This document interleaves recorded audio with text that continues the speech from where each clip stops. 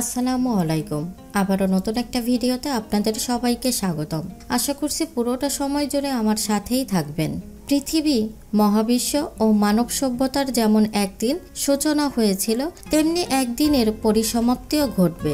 আল্লাহর আদেশে ইসরাফিল আলাইহিস সালামের সিংগাই ফুৎকারের মাধ্যমে এক ভয়াবহ মহাপ্রলয়ের মাধ্যমে সব কিছুর সমাপ্তি হবে। সেই দিনের অবস্থা হবে অত্যন্ত ভয়াবহ। কোরআন ও হাদিসে এর বিবরণ উল্লেখ হয়েছে। আরবি শুয়োর শব্দের অর্থ সিংহা। কোরআন ও হাদিসে এই শব্দটি ব্যবহৃত হয়েছে। এর অর্থ সিং বা চোঙ্গা। হযরত আব্দুল্লাহ ইবনে আমর ইবনে আস রাদিয়াল্লাহু তাআলা আনহু থেকে বর্ণিত, তিনি বলেন, রাসূল সাল্লাল্লাহু আলাইহি ওয়াসাল্লামের কাছে একবার একজন বেদুইন এসে জিজ্ঞেস করল, সিংহা কি? রাসূল সাল্লাল্লাহু আলাইহি ওয়াসাল্লাম বললেন, তা হচ্ছে সিং।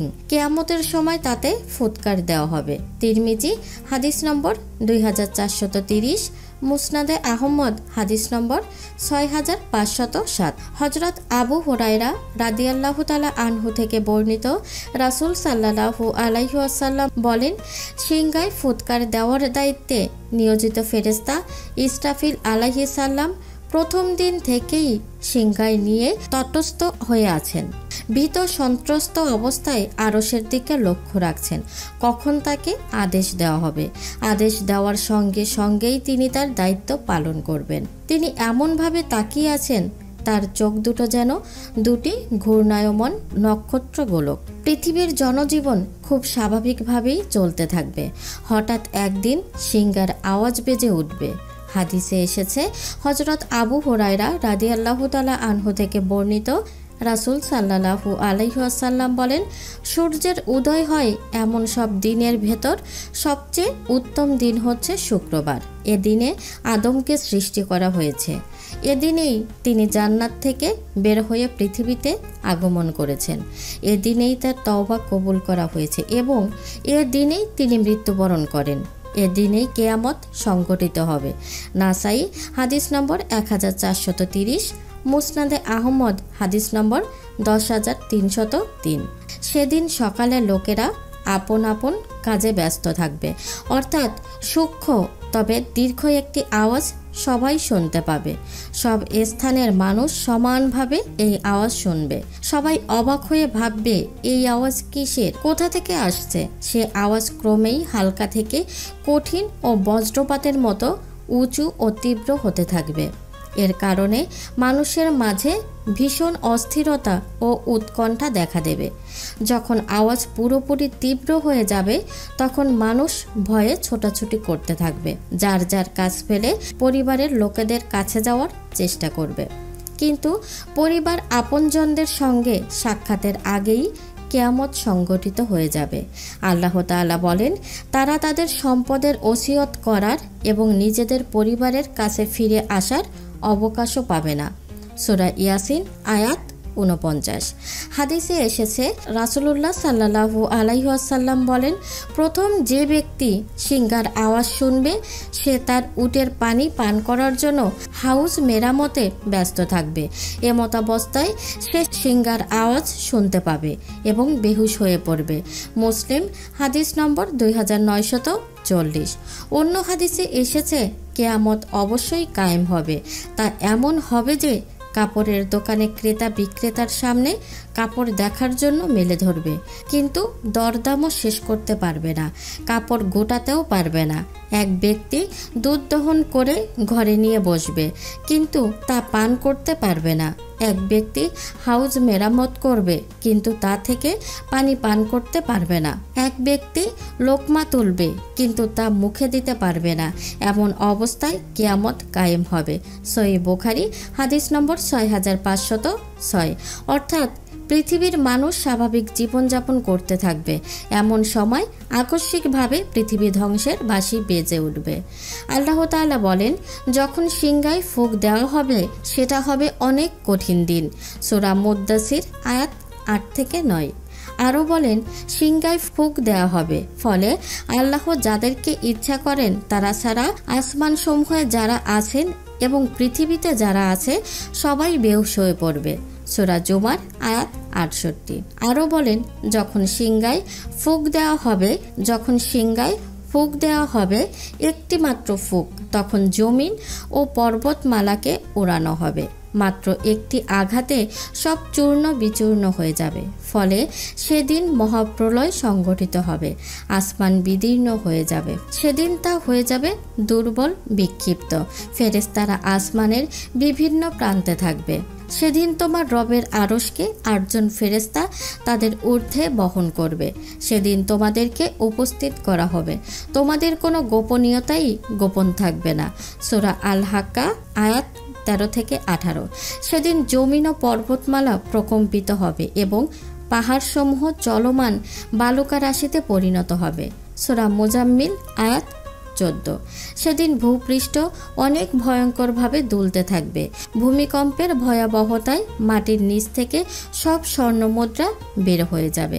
আবু হুরায়রা রাদিয়াল্লাহু তাআলা আনহু থেকে বর্ণিত হাদিসে এসেছে, জমিন তার গর্ভে থাকা অবস্থায় স্বর্ণরৌপ্য বমি করে বের করে দেবে। তখন হত্যাকারী বলবে, হায়, এর জন্যই আমি অন্যকে হত্যা করেছি। ডাকাত বলবে, হায়, এর জন্যই আমি ডাকাতি করেছি। চোর বলবে, হায়, এর জন্যই আমি চুরি করেছি। এসব সম্পদ তাদের ডাকবে, কিন্তু কেউ কিছুই নিতে পারবে না। সহিহ মুসলিম হাদিস নম্বর 1013। আকাশের অবস্থা অনেক ভয়াবহ হবে। আকাশ ফেটে বিদীর্ণ হয়ে যাবে এবং টকটকে রক্তিম বর্ণ ধারণ করবে। আকাশের বিচূর্ণ খণ্ডগুলো তুলোর মতো উঠতে থাকবে। সূরা তুর আয়াত 9 এবং সূরা আর রহমান আয়াত নম্বর 37। নক্ষত্র তারকায় অবস্থায় অনেক ভয়াবহ হবে। আল্লাহ বলেন, সূর্যকে নিষ্প্রভ করা হবে, নক্ষত্রগুলো খসে খসে পড়বে, পাহাড়গুলো উঠতে থাকবে, গর্ভবতী উটনীকে উপেক্ষা করা হবে, বন্য পশু একত্র করা হবে, সমুদ্র উত্তাল হবে। সূরা তাকভীর আয়াত 1 থেকে 6। আল্লামা বাগাবী রহমতুল্লাহ আলাহি বলেন, ঘরবাড়ি প্রাসাদ সব ধসে ধসে পড়তে থাকবে। দুগ্ধবতী নারীদের দুধ বের হয়ে যাবে, গর্ভবতীদের গর্ভপাত হয়ে যাবে, শিশুরা শুভ্রকেশ বৃদ্ধ হয়ে যাবে। শয়তান ভয়ে পৃথিবীর এক প্রান্ত থেকে অন্য প্রান্তে পালাতে থাকবে। মানুষজন ছোটাছুটি করতে থাকবে, কিন্তু বড় বড় গর্তের ভেতর পড়ে যাবে। এ দেখে পেছনের লোকেরা ভয়ে অন্যদিকে দৌড়াতে শুরু করবে। এভাবে পুরো পৃথিবী ধ্বংস হয়ে যাবে। একমাত্র আল্লাহ থাকবেন। মহাবিশ্বের সব কিছু ধ্বংস হয়ে যাবে, কেবল থাকবেন মহান সৃষ্টিকর্তা আল্লাহ। কোরআনে এসেছে, প্রত্যেকটি জিনিসই ধ্বংস হয়ে যাবে, থাকবেন কেবল আল্লাহ। সূরা কাসাস আয়াত 88। তখন আল্লাহ বিশাল মহাশূন্যে বজ্র নিনাদে ঘোষণা করবেন, আজ বাদশাহী ও রাজত্ব কার, কোথাও কোনো সারা শব্দ হবে না। তখন আল্লাহ বলবেন, একমাত্র মহাপরাক্রমশালী প্রভু আল্লাহর। সূরা গাফের আয়াত 16।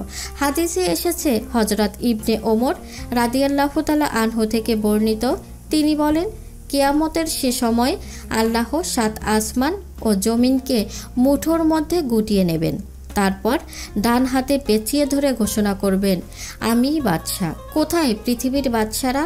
কোথায় পরাক্রমশালীরা? কোথায় অহংকারীরা? তারপর বাম হাতে পেঁচিয়ে ধরে ঘোষণা করবেন, আমি বাদশাহ। সহিহ মুসলিম হাদিস নম্বর 2788। আল্লাহ তাআলা বলেন, হে লোক সকল, তোমাদের পালনকর্তাকে ভয় করো। নিশ্চয়ই কিয়ামতের প্রকম্পন একটি ভয়ঙ্কর ব্যাপার। সেদিন তোমরা দেখতে পাবে, প্রত্যেক স্তন্যদায়ী তার দুধের শিশুকে ভুলে গেছে এবং প্রত্যেক গর্ভবতী মহিলা তার গর্ভের সন্তান প্রসব করে দিবে। আর তুমি মানুষকে মাতাল অবস্থায় দেখতে পাবে, অথচ তারা মাতাল নয়। বস্তুত আল্লাহর আযাব খুবই কঠিন। সূরা হজ আয়াত 1 থেকে 2।